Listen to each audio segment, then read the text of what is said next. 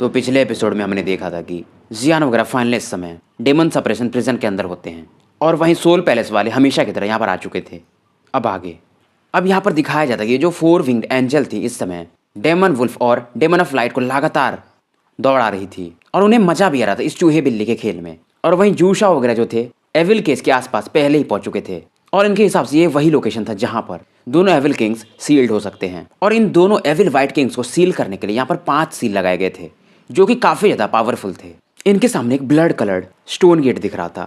अगर जूशा वगैरह को इन्फॉर्मेशन नहीं दिए होते इनके पैलेस मास्टर और कुछ ट्रेजर्स तो शायद यहीं पर ये लोग मारे भी जा सकते थे। जूशा एक ट्रेजर निकालता है, मानो वो बोन के समान था और इस ऑरा से ये जो स्टोन गेट था उस पर अटैक करने लगता है। अब जो ब्लड कलर स्टोन गेट पर जो स्ट्रॉन्ग पावर रहता है धीरे धीरे इस व्हाइट बोन के कारण सप्रेस होने लगता है और तुरंत इस ब्लड गेट में से मतलब एक सक्शन फोर्स निकलता है और इसके अंदर जूशा एंटर कर जाता है। अब ये जिस स्पेस में रहता है जो स्पेस था कहीं ज्यादा बड़ा था जितना भी इसने सोचा था और यहाँ पर इसको एक सी ऑफ मैजिक टाइप लेयर दिख रहा था। अब जो जूशा के पास ये एविल बोन था यहाँ पर जो भी डेडली ऑराज थी इससे ये इसको प्रोटेक्ट कर रहा था। आगे बढ़ते बढ़ते इसे 2 मतलब एविल लाइट ग्रुप दिखते हैं। ये समझ जाता शायद यहीं पर वो दोनों एविल वाइट किंग्स हैं। अब इस बंदे के हाथ में जो एविल वाइट बोन रहता है उसे देख करके दोनों व्हाइट किंग भी हैरान थे क्योंकि ये शायद इनके लॉर्ड का बॉडी का हड्डी था और शायद मे भी ये रेड किंग जो है जो दूसरे वाले डेमन सप्रेशन प्रिजन में कैद है उनका था शायद। और इस दौरान जूशा कहता है इस हड्डी से शायद ये रेड किंग को भी बाहर निकाल सकता है। अब ये दोनों एविल क्रिएचर्स होते हैं ये जूशा से कहते हैं हम तुम्हारी मदद जरूर करेंगे। पर फिर भी ये लोग काफी गुस्सा थे क्योंकि जो फर्स्ट वर्ल्ड वॉर हुआ था उसमें सोल हॉल ने फॉरेन एविल रेसेस को शायद धोखा दिया था। अब इन लोगों की थोड़ी बहुत बातें चलती हैं। उसके बाद ये दोनों कहते हैं पहले तुम हमें यहाँ से आजाद कराओ उसके बाद हम तुम्हारा साथ देंगे। अब जूशा जो इसके 10-12 वॉरियर्स आए रहते हैं इनके मदद से अपने ब्लैक चेन से जहां पर ये दोनों एविल किंग सील थे उस सील को ब्रेक करने लगता है और शायद इन दोनों एविल किंग का ऑरा मे बी 8 स्टार डाउस यानी कि लेट स्टेज में था। और इधर जियान के साथ 10,000 डेमन किंग भी इस एरिया में लगभग आ ही चुके थे। और ये जो डेमन किंग रहते हैं ये कहते हैं शायद मेरे हिसाब से डेमन वुल्फ इधर ही कहीं है क्योंकि ये इनकी ऑरा को फील कर सकते थे। पर जियान तभी ये जो एरिया था जहाँ पर दोनों एविल किंग सील थे वहां पर एक क्रैक देखता है। यहाँ पर जियान और 10,000 डेमन किंग फील करते हैं मानो कोई एंजल होली सीखा आया हो क्योंकि यहाँ पर इन्हें डिवाइन पावर भी फील होता है और इस प्रकार का पावर तो जियान ने भी आज तक कभी देखा नहीं था। अब ये जो ऑरा थी जियान के यान रिंग में से कोई तो मतलब फिगर निकलता है और इस ऑरा का एब्जॉर्ब करके इसे देखने लगता है। जियान समझ जाता है इस बार इसे शायद डेमन क्यूब को यूज करना ही पड़ेगा। अब जियान इस समय अपने को फोकस कर रहा था तभी ये फील करता है इसका जो सी ऑफ फाइटिंग की है उसमें जो फ्लेम बिस्ट जो हमेशा की सोया रहता है फिलहाल जाग चुका था और उसके बॉडी के आसपास फ्लेम को साफ देखा जा सकता था और ये मतलब प्योर व्हाइट कलर का दिख रहा था। और जो जियान के अंदर इसमें डेमन भूख होता है वो कांप रहा था और वहीं सीन शिफ्ट होता है। डेमन वुल्फ और डेमन ऑफ लाइट काफी ज्यादा वीक हो चुके थे और इस दौरान डेमन ऑफ जो लाइट होती हैं ड्रैगन वुल्फ या डेमन वुल्फ को सॉरी बोल रही थी। पर डेमन वुल्फ कहता है आपको और मास्टर को मतलब हमेशा बचाना मेरा ही तो ये जिम्मेदारी है और ये स्माइल कर रहा था अभी भी। तभी उस दौरान जो डेमन ऑफ 10,000 किंग रहते वो फील करते हैं यहाँ पर एक जो ब्लैक मिस्ट हो रहा है चारों तरफ से निकल रही है। जियान भी काफी ज्यादा पजल्ड हो जाता है। ये समझ जाता है शायद वो जो सील है एविल किंग्स वाली शायद किसी ने ब्रेक कर दिया है। अब जियान फाइनली देखता है ये जो वाटर प्रिजन था इसके ऊपर में 2 फिगर्स को ये साफ देख सकता था। 2 बंदे थे, एक तो ब्लैक मैन जो था वो मानो ब्लू वाटर टाइप से कवर और दूसरा जो ब्लैक फिगर था वो ब्राउन फ्लेम से कवर था और दोनों का स्ट्रेंथ शायद 8 स्टार डाउस यानी कि लेट स्टेज में ही था। तभी इन दोनों व्हाइट किंग की नजर कुछ मतलब फैमिलियर फिगर्स पे जाती है और ये काफी ज्यादा एक्साइटेड हो जाते हैं। और ये डेमन वुल्फ को देखते ही कहता है डेमन वुल्फ काफी लंबा समय हो गया हम मिले नहीं। डेमन वुल्फ फोर्सफुली अपनी बॉडी को सपोर्ट करते और इन दोनों की तरफ देखते हैं। डेमन ऑफ लाइट भी समझ आती मतलब क्या तुम इन दोनों को जानते हो। डेमन वुल्फ इन्हें बताते हैं कि इनके जो डेमन एम्परर थे उन्होंने ही इनको और इनके मालिक यानी रेड किंग को यहाँ पर मतलब सील कर दिया था तो ये हमारे पुराने दुश्मन हैं। अब दोनों व्हाइट किंग कहते हैं पुरानी बात अलग थी पर आज मैं देखना चाहूंगा कि तुम यहाँ से भागते कैसे हो। और उधर वहीं जो जूशुआन रहते वो रेड लाइट जहाँ पर रहते हैं रेड किंग उधर की तरफ निकल गया था। पर फिर भी ये दोनों व्हाइट किंग सोच रहे होते हैं मतलब इस डेमन वुल्फ को कौन हो सकता है जो इतना ज्यादा इंजर्ड कर दिया। अब जो पहला व्हाइट किंग रहता है जिसके पास शायद वाटर एट्रीब्यूट था या मे बी जो भी था ये तुरंत ही डेमन वुल्फ पर अटैक कर देता और कहता देखता हूँ आज तुम्हें कौन बचाता है। और ये तुरंत ही डेमन ऑफ लाइट को यहाँ से निकलने को कहते हैं। पर फिर भी इनके सामने मतलब डेमन ऑफ लाइट आ जाती है और ये अपने पावरफुल अटैक से यानी स्वॉर्ड अटैक था एंजल फेदर वाला उससे इस अटैक को डिसॉल्व करने की कोशिश करती हैं। पर इस समय अभी डेमन वुल्फ और डेमन ऑफ लाइट एक दूसरे से फाइट करने लगते हैं कि नहीं तुम निकलो यहाँ से। ये कहती कि नहीं तुम निकलो। तभी जो व्हाइट एविल किंग रहता है ये तुरंत इनके करीब पहुंचा और एक पावरफुल अटैक इनकी तरफ लॉन्च कर दिया रहता है। तभी इनके अटैक को ब्लॉक करने के लिए जियान और 10,000 डेमन किंग यहाँ पर आ जाते हैं और जियान तुरंत अपने इमॉर्टल बॉडी को यूज करता है और साथ में इमॉर्टल फायर को भी। अब इस दौरान जो डेमन ऑफ 10,000 किंग रहते हैं ये ड्रैगन वुल्फ या डेमन वुल्फ और साथ में डेमन ऑफ लाइट को कहते हैं आप लोग यहाँ से थोड़ा दूर निकल जाइए। और जियान के पास जो टेक्निक थी क्वासी इमॉर्टल लेवल की जो डेमन एम्प्रेस इसने हासिल किया था ये अटैक इसने यूज कर दिया था यहाँ पर। जो एविल व्हाइट किंग था उसके अटैक के कारण जियान का ये भी अटैक डिस्ट्रॉय हो जाता है। बेसिकली ये जो फॉर्म था ये डेमन एम्परर का एक सेलेस्टियल फॉर्म माना जा सकता है इस अटैक में। और ये जो एविल लाइट किंग का पावर रहता है ये बिल्कुल भी मानो कमजोर ना हुआ था और जियान की तरफ काफी तेजी से बढ़ने लगता है। और इस प्रकार का एविल फ्लक्चुएशन जियान ने अपनी जिंदगी भर में पहली बार इतना पावरफुल अटैक फील किया था। और सामने में जियान का क्योंकि इमॉर्टल गोल्डन बॉडी भी खड़ा था तो ये एक बॉडी फिलहाल इस अटैक को झेल रहा था। जियान इस मौके का फायदा उठा करके तुरंत ही डेमन वुल्फ और बाकी सभी को लेकर के यहाँ से निकलने लगता है। डेमन ऑफ लाइट और साथ में डेमन वुल्फ हैरान थे कि मतलब जियान के द्वारा ये लोग बचाए जा रहे हैं। पर ये जो तो दोनों एविल लाइट किंग थे ये जियान को देखकर फील कर लिए थे कि इसके अंदर एक होली फ्लेम है। अब इस सीन को देख करके जो white daemon king water attribute वाले रहते हैं वो स्माइल करते हैं और ये तुरंत एक पावरफुल अटैक जहां पर जियान वगैरह निकल रहे थे चारों लोग उन पर कर देते हैं। और जियान ने जहां पर एक वॉइड खोला था इसे ये तुरंत ही ब्लॉक कर देते हैं। इस दौरान इनके हाथों में मानो एक नाइफ हो और इसे लेकर के काफी तेजी से जियान की तरफ बढ़ने लगते हैं। और ये जैसे ही जियान के बॉडी पर अटैक करते हैं मानो एक मिस्टीरियस पावर निकलता है और ये मानो यहाँ से गायब ही हो जाते हैं। वाटर डेमन किंग तुरंत ही अपने को कैसे भी प्रोटेक्ट करके थोड़ी दूरी पर आके खड़े हो जाते हैं। या एविल किंग हम ही नहीं बोलेंगे, डेमन बोलना थोड़ा गलत रहेगा। ये जियान से कहते हैं लगता है तुम्हारे बॉडी में कोई मिस्टीरियस पावर है। हालांकि अपने को प्रोटेक्ट तो कर लिए रहते पर ये लगता है मानो काफी ज्यादा इनका ऑरा स्लगिश हो जाता है। जियान के बॉडी में से इस समय एक डैजलिंग लाइट बाहर निकल रहा था। अब जियान की बॉडी से जैसे जैसे ऑरा निकलती है जो दोनों एविल किंग रहते हैं जियान से काफी दूर निकल जाते हैं। इनको भी मानो एक अलग ही डर लग रहा हो इस प्रकार के ऑरा से। और जो ऑरा था किसी और का नहीं बल्कि डेमन एम्परर का फील हो रहा था। और इस समय डेमन वुल्फ और साथ में 10,000 डेमन किंग मानो एक अलग ही रेस्पेक्ट में इनके अंदर का ब्लड भी मानो सप्रेस हो रहा था। झुक गए थे ये लोग। जियान के बॉडी के ऊपर एक बीच बाहर आ चुका था और इसके बॉडी के आसपास एक मिस्टीरियस बीम ऑफ लाइट दिख रही थी। जियान देखता और कहता है फाइनली तुम बाहर आ ही गए। ये अपने फ्लेमिंग बीस्ट से कहता है और शायद यही डेमन एम्परर भी थे।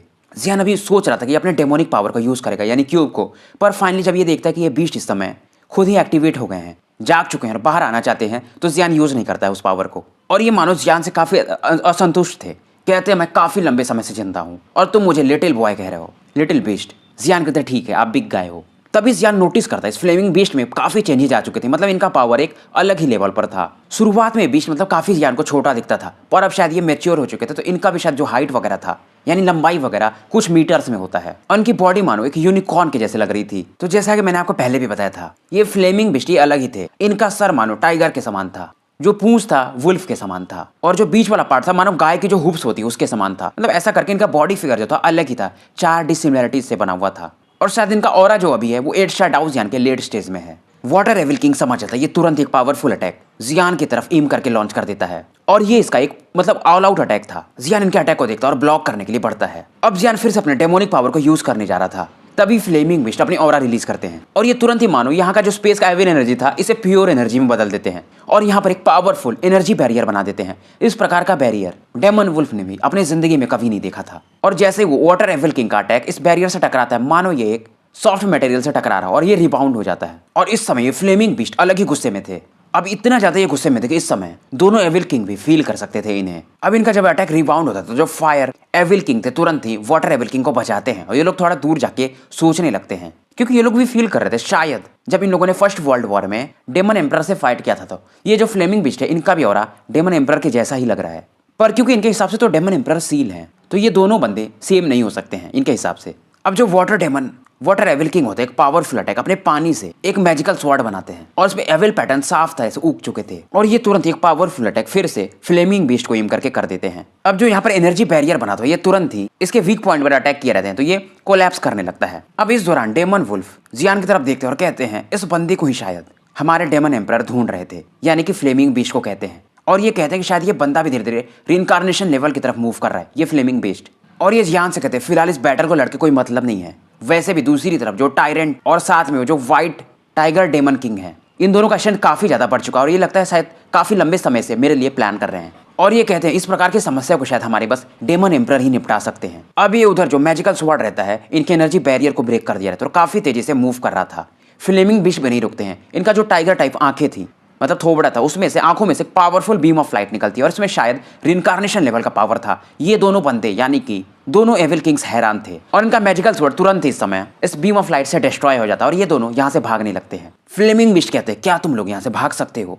जो फायर एविल किंग रहते हैं वो कुछ तो फील करते हैं। ये फ्लेमिंग बीस्ट हालांकि रिइंकार्नेशन लेवल पर पहुंच चुके हैं पर शायद अभी भी इनके पावर में कुछ तो मिसिंग है। अब जियान भी इन्हें भागते हुए देखता है तो तुरंत ही 5 कलर्ड एंग्री बुद्धा लोटस बनाता है और इन दोनों पर लॉन्च कर देता है। क्योंकि इस समय इनको मतलब फ्लेमिंग बिस्ट दौड़ा रहे थे, तो जियान के पास ये अच्छा मौका था। अब फायर एविल किंग इस प्रकार के अटैक को देखता है, ये तुरंत ही अपनी ऑरा रिलीज करता है और तुरंत ये जो एविल बीम ऑफ लाइट निकली थी इसके बॉडी से पूरा यहाँ पर मतलब डेमोनिक फॉग टाइप छा जाता है। और वहीं जियान का इस समय एंग्री बुद्धा लोटस और फ्लेमिंग बिस्ट का जो पावर रहता है इस तरफ मूव कर रहा था। अब इस प्रकार के स्लगिश ऑरा को देख करके वो जो एंजल आई थी वो भी हैरान थी और ये जियान वगैरह को देखती है और कहती है कि जायो क्लैन का बंदा, king of beast, demon of light, even demon of wolf, तुम चारों लिए मेरे लिए काफी अच्छे हो सकते हो। और ये इनकी तरफ मूव करने लगती हैं।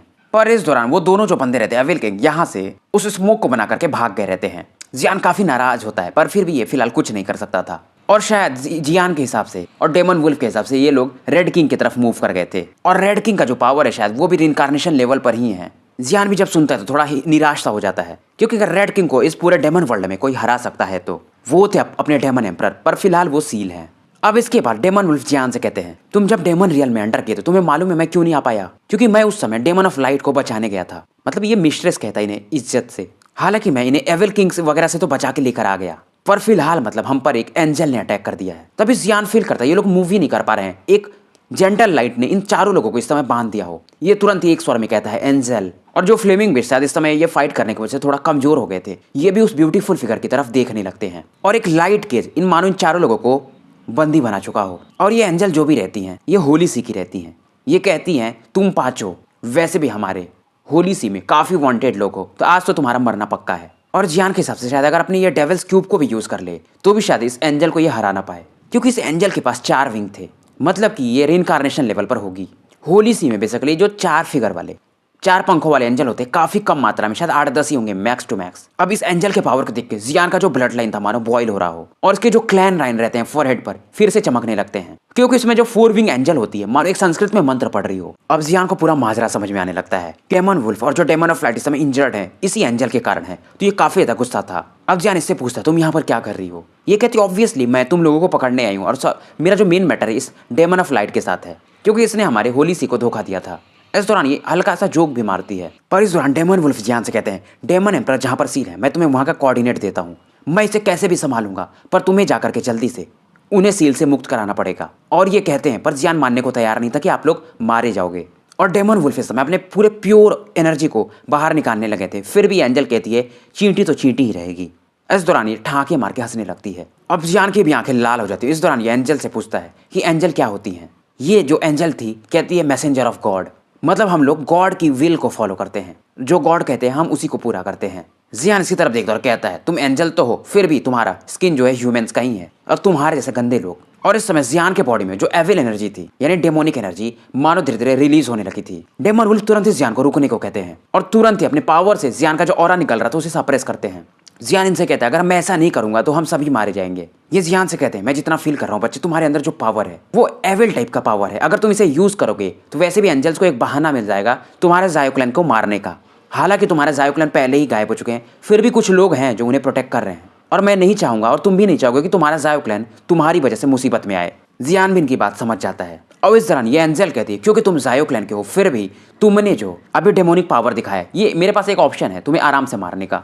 और इसका पर्पस भी वही था कि ये जियान को फोर्स करे और जियान अपने डेमोनिक पावर को रिलीज करे, क्योंकि एंजल उतनी पावरफुल भी नहीं थी कि ये जायो क्लैन वगैरह को जज कर सके, पर जियान के डेमोनिक पावर को ये देख लेती है तो इसके पास एक बहाना मिल गया था। अब फ्लेमिंग बिस्ट जो होते हैं ये जियान को अपना पावर देने लगते हैं, पर फिर भी शायद ये पावर काफी कम था। जियान समझ जाता है ऑप्शन ही नहीं है, ये तुरंत ही डेमन क्यूब को बाहर निकालता है। अब 4 विंग एंजल देखते हैं और कहती है तो डेविल क्यूब है, तुम्हारे पास क्यों है? अब जैसे जियान इस क्यूब को यूज करने जाता है इनके पीछे जो डेमन ऑफ लाइट रहती है वो कहती हैं अभी तुम्हारा रास्ता काफी लंबा है बच्चे, मुझ पर छोड़ दो। इस दौरान डेमन एम्परर को मेरी तरफ से सॉरी बोल देना। अब डेमन ऑफ लाइट के पंख भी इस समय बाहर निकल जाते हैं और इसमें से जो पावर निकल रहा था सामने वाली एंजल भी इससे मानो थोड़ा सा खौफ खाने लगती है।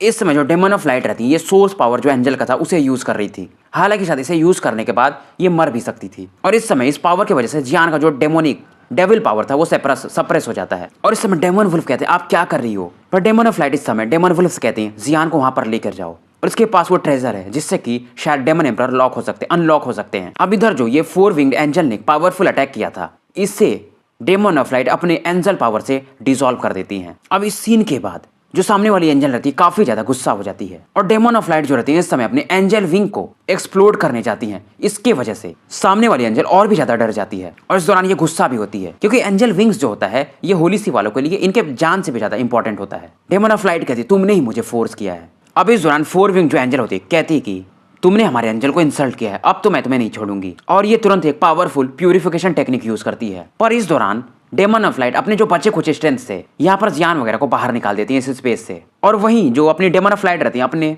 पंखों को ये एक्सप्लोड करने वाली थी, पर ये फोर विंग एंजल इन्हें फोर्सफुली सप्रेस कर देती है और ये तुरंत डेमन ऑफ लाइट को बंदी बना लेती है और यहाँ से लेकर के निकलने लगती हैं। और इस समय एक मतलब ये हंसी हंस रही थी, पर फिलहाल ये डेमन ऑफ लाइट इसे देख नहीं पाती हैं और ये कहती हैं शायद जहाँ पर डेमन एम्परर सील थे कि डेमन एम्परर इस बार मैं जीत गई। पर फिलहाल इसे डेमन ऑफ लाइट नहीं सुन सकती थी और ये कहती शायद जब मैं अगली बार मिलूं तो मैं तुम्हें यूज कर पाऊंगी। ऐसा मतलब ये बंदी अपने मन में कहती है डेमन एम्परर को।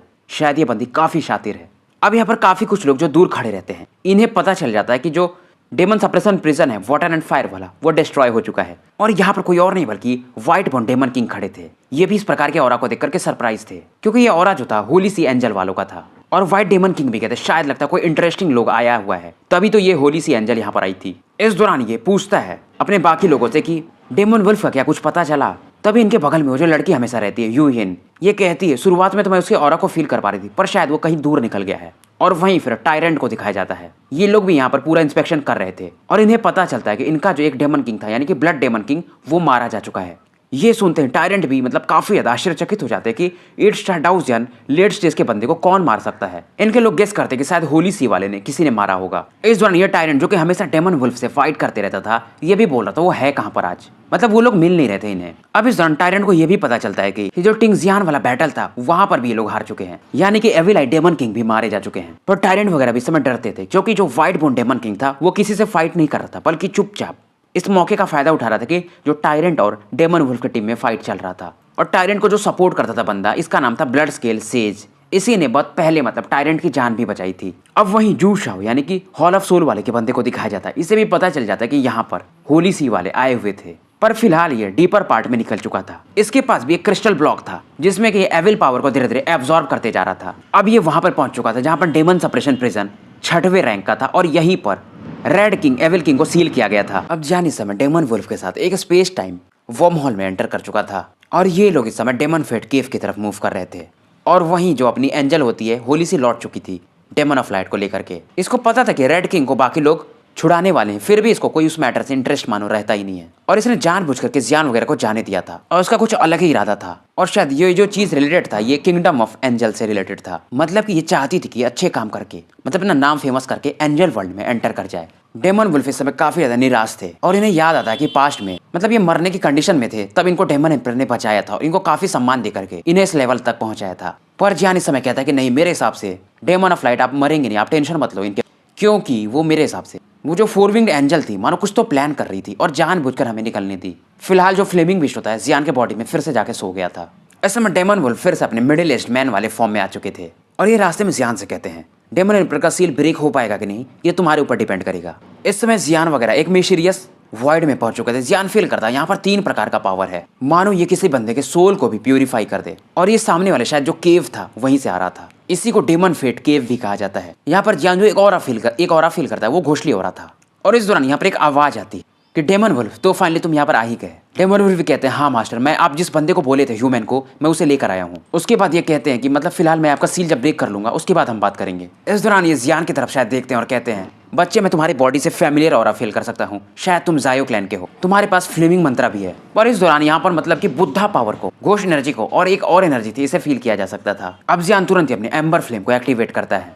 हालांकि डेमन वुल्फ इस जगह के कोऑर्डिनेट तो जानते थे पर यह आज तक मिस्टीरियस पावर के कारण डेमन केव में कभी एंटर नहीं कर पाए थे। अब जियान भी जब इस बैरियर को देखता था यह यहाँ पर सेंस कर सकता था 3 पावरफुल फोर्सेस को और शायद इसी जगह से डेमन एम्परर की आवाज भी आई थी। पर जियान भी समय काफी ज्यादा डाउट में था। ये भी सोचने लगता कि मतलब डेमन एम्परर को तीनों पावर हाउस मिलकर मार नहीं पाए क्या, क्योंकि उन्होंने इनको सील किया था, मतलब इसके पीछे भी क्या कोई रहस्य हो सकता है। और दूसरा ये जो केव है ये काफी ज्यादा मिस्टीरियस है क्योंकि यहाँ पर कई सारे रास्ते अंदर में दिख रहे थे और अपने सोल पावर से भी ये किसी भी रास्ते का अंत नहीं जान पा रहा था। तो मतलब डेमन एम्परर कहाँ पर सील है उस एरिया को, उस रास्ते को ढूंढना काफी मुश्किल था। डेमन वुल्फ भी इस दौरान जियान को बताते हैं कि जब इनके डेमन एम्परर उस समय इंजर्ड थे तो क्योंकि घोस्ट वर्ल्ड वाले, बुद्धा वर्ल्ड वाले और डेविल वर्ल्ड वाले इनसे शायद चिढ़ते थे, तो इस मौके का फायदा उठाकर इन लोगों ने इनको सील कर दिया था। पर फिर भी ये इतना पावरफुल नहीं थे कि ये डेमन एम्परर को हरा पाए। और शायद ये इस समय कहते हैं कि डेमन एम्परर की बॉडी जो है शायद वो इमॉर्टल है। ये सुनते ही जियान भी एक बार को आश्चर्यचकित हो जाता है, क्योंकि डेमन एम्परर उस समय इंजर्ड थे, फिर भी 3 बंदों को संभालना मतलब ये खुद दिखाता है। जियान भी सोचता है क्या मतलब, जो इसका इमॉर्टल रियल्म है यानी इमॉर्टलिटी के साथ इनका रिलेशन हो सकता है।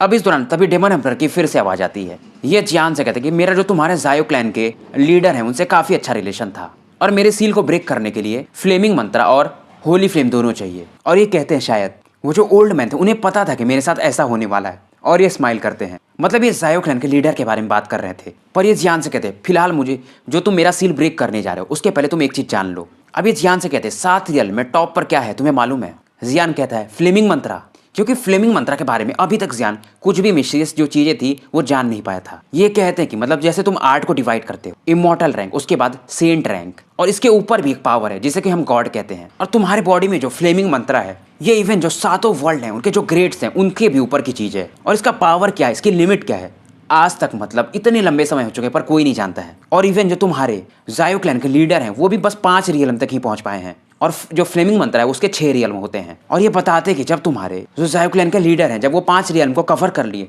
तो वो हाफ गॉड बन चुके थे। और जब तक कि तुम रिइंकार्नेशन लेवल पर नहीं पहुंच जाओगे तब तक तुम फ्लेमिंग मंत्रा में क्या रहस्य है उसे जान भी नहीं सकते हो। और मेरे हिसाब से शायद तुम अभी नहीं जानते हो, और यही मुझे तुम्हारे लीडर ने बोला था तुम्हें बताने के लिए। और बाकी जो भी चीजें हैं जब मैं तुम मेरा सील ये ब्रेक कर दोगे फिर हम तुम बात करेंगे अच्छे से। अब क्योंकि कुछ लोग स्टोरी स्किप कर दिए हैं तो उन्हें मतलब ये बात तो पता ही नहीं होगी। हाँ, लेकिन जो भी मेरे सीरीज़ को ब्रेक किया है बीच में, अब जब वो नई सीरीज शुरू करेगा तो मैं उसके बीच की स्टोरी उठाऊंगा, फिर आएगा असली मजा। इन्होंने इस दौरान जियान को एक और चीज़ बताई थी कि जो भी लोग पावरफुल होते हैं रिइंकार्नेशन लेवल पर, वो जो आर्ट प्रैक्टिस करते हैं उसे सीक्रेट आर्ट कहते हैं। पर जियान इस प्रकार का पावर कभी देखा नहीं था। हालांकि लॉर्ड सोल ईटर भी रिइंकार्नेशन लेवल पर थे, और इनके जो घोष वर्ल्ड का सबसे पावरफुल अटैक है उसे सोल ट्रांसफॉर्मेशन कहा जाता है, सीक्रेट आर्ट। पर उन्होंने कभी इसे यूज़ नहीं किया था क्योंकि इनको इसकी ज़रूरत ही नहीं पड़ी थी फिलहाल। और ये जो लेवल होता है ये इमॉर्टल लेवल से कहीं ऊपर होता है। इस दौरान ये डेमन एम्परर जो रहते हैं धीरे से कहते हैं उस समय तुम्हारे जायो क्लैन का डिसअपियर होना स्वाभाविक था।